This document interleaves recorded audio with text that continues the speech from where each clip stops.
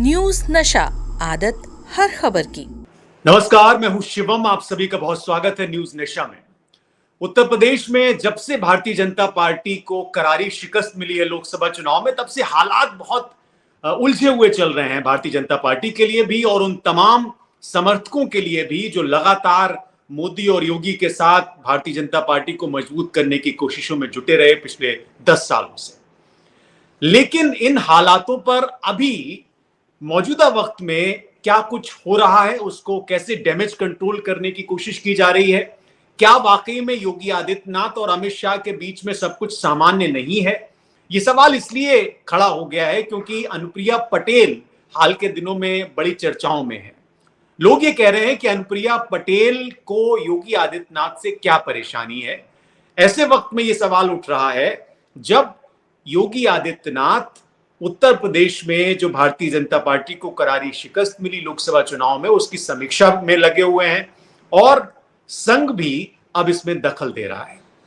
हम ये समझने की कोशिश करेंगे आज के कार्यक्रम में कि क्या जो उपचुनाव होने हैं 10 सीटों पर और उसके बाद जो विधानसभा चुनाव आएंगे 2-3 साल बाद, क्या तब तक स्थितियां भारतीय जनता पार्टी के फेवर में होंगी और क्या जो केंद्र और राज्य के बीच की तनातनी है उसका कोई सॉल्यूशन भी है और इसकी वजह क्या है। हमारे साथ उज्जवल मिश्रा जी जुड़ रहे हैं। उज्जवल मिश्रा जी बेबाक होकर अपनी राय रखते हैं, उनकी अपनी एक लाइन है और वो उस हिसाब से ये बताते हैं कि किस तरह का माहौल है। उज्जवल जी, बहुत स्वागत है आपका न्यूज नेशा पे। मैं ये समझना चाहता हूं कि जो करंट सिचुएशन है उत्तर प्रदेश, भारतीय जनता पार्टी पहले ये नहीं सोच रही थी कि इस तरह के नंबर्स आएंगे, लेकिन अब नंबर्स आ गए। अब जो करंट सिचुएशन है उसको आप किस तरह से देख रहे हैं? क्या आपको लगता है कि शाह और मोदी के बीच की जो लड़ाई है या शाह और योगी के बीच की जो लड़ाई है, माफ कीजिएगा, उसमें भारतीय जनता पार्टी सफर कर रही है, या अनुप्रिया पटेल को भी आप इसमें एंगल में जोड़ दें?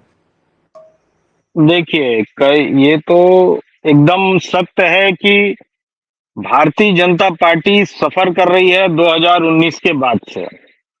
जब से भारतीय जनता पार्टी का नाम नरेंद्र मोदी सरकार हो गया, यानी नमो गवर्नमेंट। पहले भाजपा गवर्नमेंट होती थी, उसके बाद अब नमो गवर्नमेंट हो गया। नमो सरकार, मोदी सरकार, भाजपा सरकार आपने देखा होगा गत 5 वर्षों में कहीं पीछे छूट गया या तो उसको जानबूझकर पीछे छोड़ा गया। अब आते हैं कि यह कारण थे चुनाव हारने के, परंतु क्योंकि सबसे ज्यादा सीटें जो है वो उत्तर प्रदेश से अपेक्षित थी और सबसे ज्यादा शिकस्त भी जो है वो उत्तर प्रदेश ने ही दी।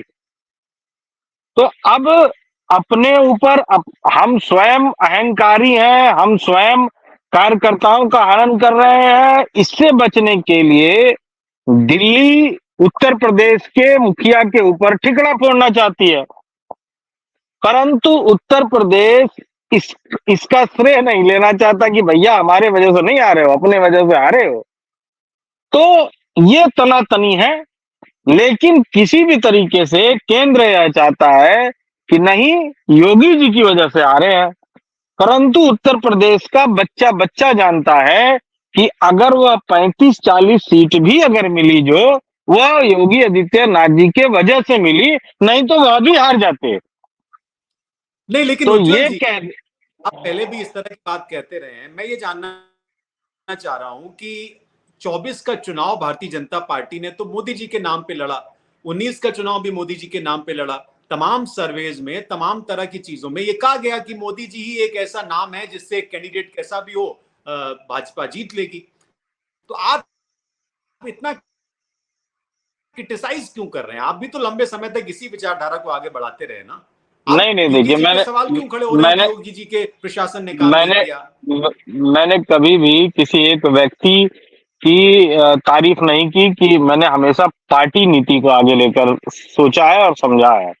कभी भी अगर आप, जैसे मैं आपको एक उदाहरण देता हूँ, न्यूज नासा को अगर बढ़ाइएगा तो उसमें आने वाले सभी लोग बढ़ेंगे, परंतु आप भारतीय जनता पार्टी को आगे न बढ़ाकर अपना चेहरा बढ़ाइएगा तो आप जो है, जब तक आपका चेहरा चमक रहा है तब तक ठीक, उसके बाद वो ऑर्गेनाइजेशन जो है वो डिमोलिश की तरफ जाने लगती है। जो व्यक्ति थोड़ा भी पढ़ा लिखा है और इन चीजों को समझता है वह समझेगा। जब मुझे पता है कि 2019 के बाद आपने ये सोचा कि मैं किसी कार्यकर्ता को बढ़ने नहीं दूंगा, उसके लिए क्या करूंगा कि मैं बाहर से कार्यकर्ता इंपोर्ट करूंगा ताकि वो मेरा यस्सर वाले रहेंगे। अब ये यस्सर वाले जो है, जो समर्पित कार्यकर्ता थे, उनके ऊपर चढ़ने लगे। अब समर्पित कार्यकर्ताओं की तौहीन होने लगी, तो वो थोड़ा थोड़ा उखड़ा रहने लगा। और योगी जी जो है अपने क्षेत्र में कानून के भरोसे, सुरक्षा के भरोसे उन्होंने काफी विश्वास जीता उत्तर प्रदेश का। लेकिन 2022 में देखा जाए तो विधानसभा एक प्रकार से अमित शाह जी ने कोशिश की थी कि ऐसी सीटें आए कि हम गठबंधन वगैरह से जीते ताकि यह हमारे कंट्रोल में रहे। परंतु योगी जी ने अपने चेहरे पर वो सीटें जीत ली और बहुमत में आ गए। इस बार लोकसभा में अब वो जब आपके चेहरे पर लड़ा जा रहा है तो आप ही हार का भी जो ठिकरा होगा वो आप ही के सर पे फोड़ा जाएगा। तो आप जीत का श्रेय लेने के लिए तैयार हैं, परंतु हार आपकी वजह से हुई है मानने के लिए तैयार नहीं है। तो यही कश्मकश जो है वह उत्तर प्रदेश और दिल्ली में चल रही है कि हार का ठिकरा किसी के ऊपर तो फोड़ना है, तो अब किसके ऊपर फोड़ा जाए। तो हमको मोदी जी को पॉपुलर बना के रखना है।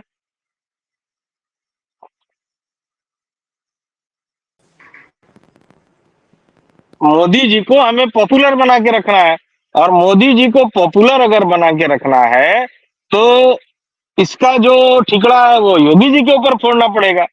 तो यही सब लड़ाई है जो थोड़ी कहीं ना कहीं कार्यकर्ताओं में उदासीनता, अब देखिए वो अंदर से वो भाव नहीं आता है जो 2014 से 2019 के बीच था। जी जी। लेकिन उज्जवल जी, मैं ये जानना चाह रहा हूँ, उपचुनाव है उत्तर प्रदेश में और उपचुनाव जा रहा है कि बड़ा पार्टी के लिए, क्योंकि समाजवादी पार्टी इस बार भी कोई मौका नहीं छोड़ेगी, इंडिया अलायंस के साथ ही वो इलेक्शन लड़ेंगे। क्या इस चुनाव में अमित शाह की भूमिका को आप किस तरह से देख रहे हैं? क्योंकि अमित शाह इस की चुनाव भूमिका में हो जाती है क्योंकि उन्होंने अभी भी ऐसा नहीं है कि पार्टी से अपनी पकड़ को ढीला हो, उनकी भूमिका को आप किस तरह से देख रहे हैं इस बार? अगर बहुत सारे जो बदलाव हैं वह हो जाते हैं तब तो भाजपा प्लस रहेगी, और बहुत सारे बदलाव अगर नहीं होते हैं तो 50-50 रहेगा। यानी 50% सपा जीत जाएगी तो 50% भाजपा जीत जाएगी। ये काफी हद तक संभव है। और चूंकि ये क्या क्या आप इस बात से सहमत हैं? अभी हाल ही में, चूंकि आप उसी क्षेत्र से काफी जुड़े रहे हैं, अभी हाल ही में बड़ी सुर्खियों में रही है। मैं अमित शाह के आगे ये सवाल इसलिए कर रहा हूँ कि ये बात उठती रहती है कि अनुप्रिया पटेल को योगी आदित्यनाथ से कोई परेशानी है शायद, इसलिए वो इस तरह की टिप्पणियां करती रहती हैं, और ये नहीं कहा जाता है कि अनुप्रिया जुड़ी हुई है। क्या राजनीतिक माहौल बिगड़ेगा पूर्वांचल में, या फिर उत्तर प्रदेश की बाकी सीटों पर जो कुर्मी बाहुल्य सीटें हैं, या वैसी सीटें जहां पर भारतीय जनता पार्टी फंसी हुई लग रही है? आप अनुप्रिया पटेल की भूमिका को किस तरह से देखते हैं? अनुप्रिया पटेल की बहुत भूमिका कुछ नहीं है, सोनभद्र और मिर्जापुर में थोड़ा बहुत। लेकिन आपको मैं एक चीज पटेल का ये इसलिए है क्योंकि उनका कद इस बार घटा है। कहीं ना कहीं उनको जो मंत्रालय मिलते थे और उनका जो कद था वो थोड़ा बहुत जो है, अब वो शायद राज्य मंत्री हैं, कैबिनेट मंत्री नहीं है। तो अन्नपूर्णा देवी जी, अगर मेरी याददाश्त सही है तो माननीय अन्नपूर्णा देवी जी कैबिनेट मंत्री हैं और ये उसी विभाग की राज्य मंत्री हैं, कैबिनेट राज्य मंत्री हैं। इनका दर्जा घटा है, इनकी पार्टी सोनभद्र से हारी है और इनकी अब ये सारी चीजें होने की वजह से इनको ऐसा लगता है कि इनका यह हालत जो है वो योगी जी की वजह से हुआ है। क्योंकि जैसे सोनभद्र वगैरह में माफियाओं को मैं आपको एकदम खुल के बताता हूँ, सोनभद्र वगैरह वाला जो क्षेत्र है वहां पे माफियागिरी बहुत है खनन की। और खनन को जब से योगी जी मुख्यमंत्री बने हैं, खनन को उन्होंने अपने हाथ में रखा है। हम्म। तो ये सब चीज जो है वो उनके पास जा नहीं पा रही है, ना तो खनन से पैसा पहुंच पा रहा होगा और न खनन अपने लोगों को उसमें सम्मिलित करवा पा रही होंगी। इसकी वजह से बहुत नुकसान देखना पड़ा होगा। तो ऐसा व्यक्ति जो उस क्षेत्र में इनके साथ जुड़ा था, क्योंकि आप पूरा मिर्जापुर से लेकर सोनभद्र ये खनन का ही पट्टा है। या तो वहां से गिट्टी निकलती है, सीमेंट निकलता है, मूरम निकलता है, लाल पत्थर, ये सब कुछ इस क्षेत्र में होता है। कोल माइंस है यहाँ पे, एनटीपीसी है। तो यहाँ ज्यादातर जो लोग जुड़े हुए हैं वो इसी से संबंधित हैं। जब इनके कार्यकर्ताओं को ये सब मौका नहीं मिलेगा और वो फंड वहां से जनरेट नहीं है। आप जान रहे हैं, आप ये क्या कह रहे हैं? आप खुलेआम कह रहे हैं कि अनुप्रिया पटेल या उनके कार्यकर्ता इस तरह की चीजों में इन्वॉल्व हैं। जब जांच हो जाए, मैं कहाँ कह रहा हूं, मैं बोल रहा हूं कि जांच हो जाए। आप इस तरीके, अब जब आपको योगी जी यह करने का मौका नहीं देंगे, मौका देंगे तो भाई आप ई टेंडरिंग है, सही तरीके से आइए। सबके लिए दरवाजे खुले हैं ना, दरवाजा हर व्यक्ति के लिए खुला है, लेकिन लीगल तरीके से। आपको इलीगल तरीके से सम्मिलित नहीं होने दिया जा रहा है, तो आपका गुस्सा है। अब गुस्सा है तो है उससे, लेकिन वो कुछ बना बिगाड़ नहीं पाएंगे। तो आप ये कह रहे हैं कि अनुप्रिया पटेल या उनके उनके साथ के जो लोग हैं या कार्यकर्ता हैं वो इस तरह की चीजों में इन्वॉल्व हैं जिसको योगी जी होने नहीं दे रहे, इसलिए ये थोड़ी सी तल्खी है, आपका ये बस, कहना और कोई बात नहीं है। और जहां तक रही पटेल समाज की बात, तो वह भारतीय जनता पार्टी को वोट करता आया है, करेगा। है? हो या ना हो, वो रहे नहीं रहे अब मतलब नहीं है। एक समय था, सोने लाल जी बहुत अच्छे लीडर थे। अब वो रहे नहीं रहे, पटेल समाज जो है वो भारतीय जनता पार्टी को वोट करता है। राजभर रहे न रहे, राजभर समाज अब भाजपा को वोट करता है, वो करता रहेगा। और ये चीजें अब उतनी मायने नहीं रखती हैं। लेकिन देखिए उज्जवल जी, आप इतना खुल के बोलते हैं, पहले भी आपके कई वीडियोस वायरल हुए, उस पर अपनी टिप्पणियां आई, लेकिन लोग ये भी कह रहे हैं कि आप इसलिए बोलते हैं कि आपको पॉपुलैरिटी चाहिए, आपके आरोपों में दम नहीं है। अगर दम होता तो कुछ ना कुछ तो उस पर रिएक्शन होता। नहीं, कैसे रिएक्शन नहीं है? मुझे पॉपुलैरिटी क्या चाहिए आप बताइए?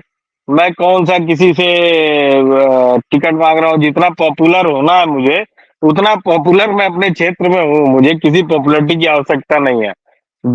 जितनी बार, अब देखिए मैं घोसी की बात करता हूँ क्योंकि मेरा वो क्षेत्र है। घोसी क्षेत्र से जब जब मैंने विरोध किया है, तब तब मैंने भारतीय जनता पार्टी को पटक के हरवाया है, और बुरी बुरी स्थिति से हरवाया है। मैंने विरोध किया उपचुनाव में। भारतीय जनता पार्टी की सरकार केंद्र में भी थी और राज्य में भी थी। 42,000 वोटों से उपचुनाव हार गया।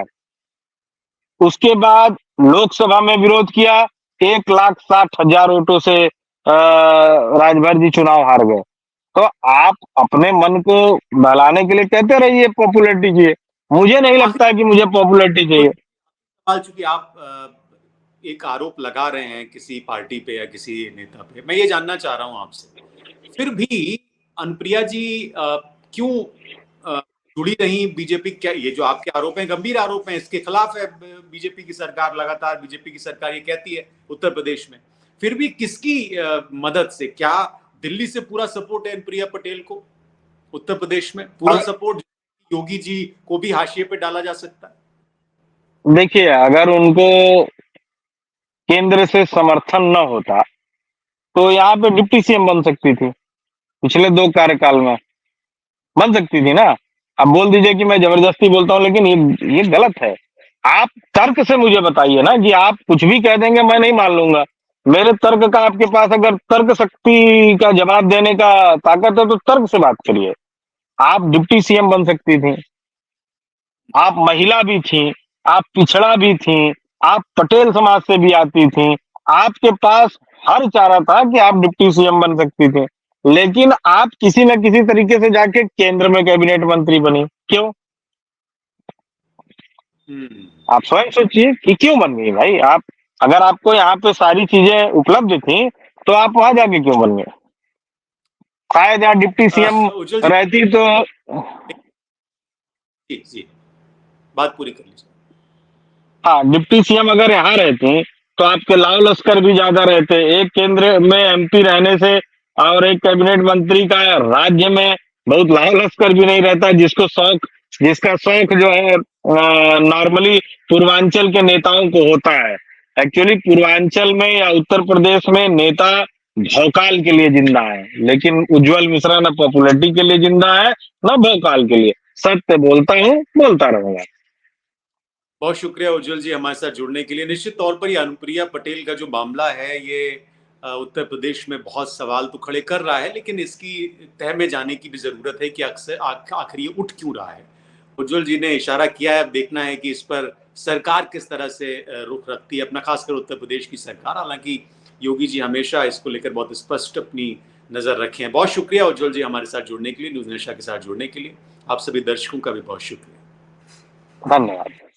और आप हमसे जुड़े रहने के लिए सब्सक्राइब करें YouTube पर, फॉलो करें Twitter पर और लाइक करें Facebook पर। और ज्यादा जानकारी के लिए आपको टाइप करना होगा सिर्फ न्यूज़ नशा।